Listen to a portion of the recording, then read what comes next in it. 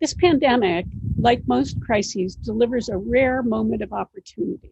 After decades of failed attempts, we could finally deliver equitable access to effective, exciting, engaged learning for all. I'm going to share a little bit of Swarthmore that led me to my public education path before sharing some views on what the pandemic, for all its tragic impacts, might open for public education now. In 1965, my mother took me to see her friend who was dying of cancer. She said, "Deborah, Helen has fought for all children to realize their unique gifts with equal access to an excellent public education. She's dying, but she won her fight for Title I." Helen looked golden with short white hairs, creating a radiant crown as she beamed at this victory the day before her death.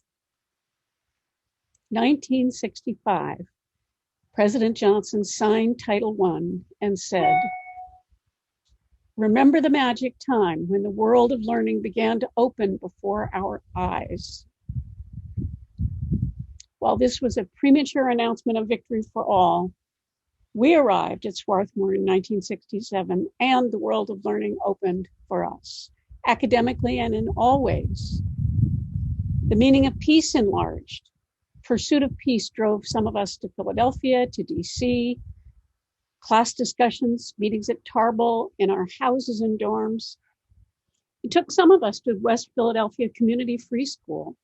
This was a school that came about because of the activity of community organizers pushing Penn to collaborate with West Philadelphia High School and offer a relief from overcrowding and an alternative way of learning. An opponent of desegregation, Mayor Frank Rizzo, transferred leaders of warring gangs into the small school.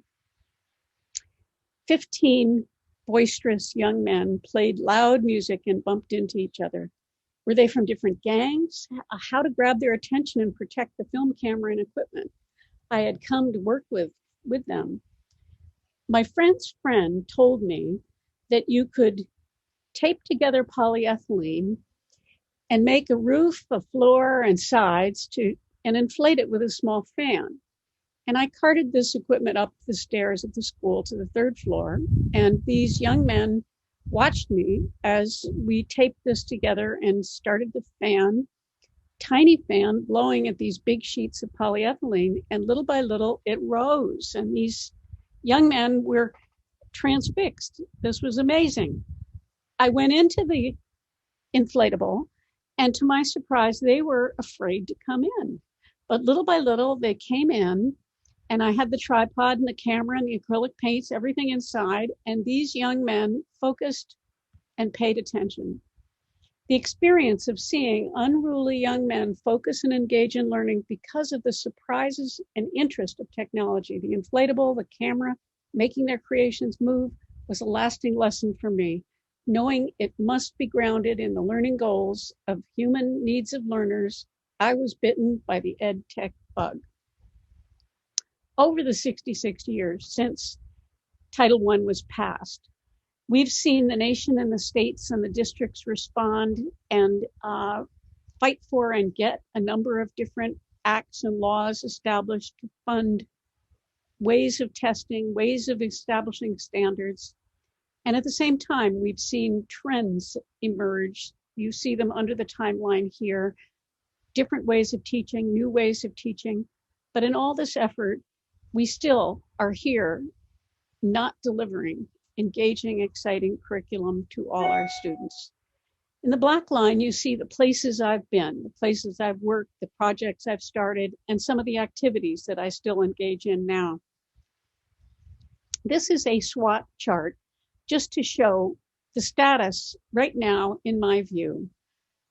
We've got low teacher status. If we look at the weaknesses, preparation, retention, we have 1,000 classrooms with no teachers here in Hawaii.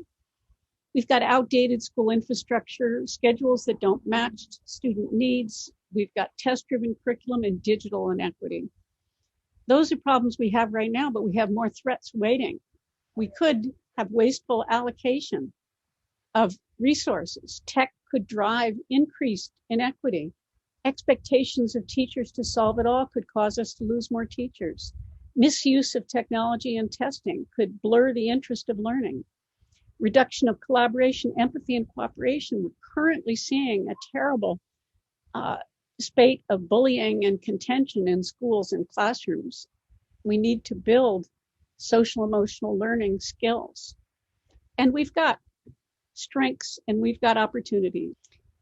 The 5 steps that I think we need to take, the main 5 steps to equity, efficacy, and excellence are: number 1, raise the role of the teacher. Give teachers the status, pay, working conditions, and time to collaborate they need, like Finland. Coherent, authentic assessment. Embed objective formative assessment in daily computer work for students. Instead of taking time away from learning for testing, use teacher-defined learning tasks to drive student work to show summary mastery, like New Hampshire. Support social emotional health, develop collaborative activities, mindfulness training, like San Francisco, access to counselors, and positivity and peace. Invest and leverage consistent quality technology to connect, organize, and personalize. Flip the classroom, enabling teachers to work with students. Stop wrangling from school and district and state on which learning management system to use. Create a national learning management utility to house local and state differentiated teacher-developed resources. Allow the freedom to create, but provide the highway. Develop two-way communications portals connecting class, school, district, families, students, and staff. Re-envision facilities and community relations. Change building use to meet student biological schedules and to reflect community work that they may begin now in virtual work. Open buildings with this new space allotted for community services, including continuing education and health, increasing community school connections. The pandemic has taught us more about the power of technology to connect and the need for human connection. May we overcome barriers of pride and tradition to use the lessons to build bridges to finally deliver the open world of learning for all. Thank you.